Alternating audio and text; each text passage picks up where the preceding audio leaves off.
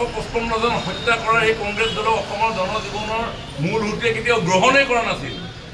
গ্ৰ' মোৰ ফুডৰ নামত আপোনাৰ কংগ্ৰেছ নেতৃত্বাধীন চৰকাৰে মৈমনসিঙীয়া মিয়া অসমত আনি ইয়াতে সংস্থাপিত কৰাৰ কাৰণে অসমৰ খিলঞ্জীয়া জাতি জনগোষ্ঠীৰ অস্তিত্ব বিপন্ন হৈছিল। সেই কংগ্ৰেছৰ লগত অস্তিত্ব ৰক্ষা কৰিবৰ কাৰণে যোৱা কোনোবা ৰাজনৈতিক দল জাতীয়তাবাদী হ'ব পাৰে নেকি? টায়াৰ টিউব কেৰাচিন তেল 2 কাঠি জ্বলাই পিনি কৰা জাতীয়তাবাদ নকয়। জাতীয়তাবাদ ক'বলৈ হ'লে জাতিৰ প্ৰজন্মই নতুন দৃষ্টিভংগীৰে পৃথিৱী চাবলৈ শিকিব লাগিব।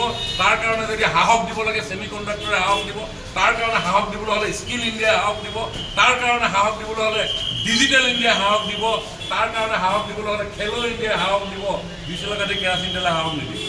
কংগ্ৰেছ কি আৰু নতুনকৈ অসমৰ ৰাইজক বুজাই লাভ নাই। 1962 নেহৰুৱে কৈছে my heart goes to the people of Assam Chinese এগ্ৰেশ্যনৰ সময়ত। এই দুলীয়াজনত এই আমাৰ ইয়াৰ পৰা এই কেইমিটাৰমান দূৰত বহুজন লোক ইয়াত শ্বহীদ হৈছিল অস্তিত্ব ৰক্ষাৰ কাৰণে।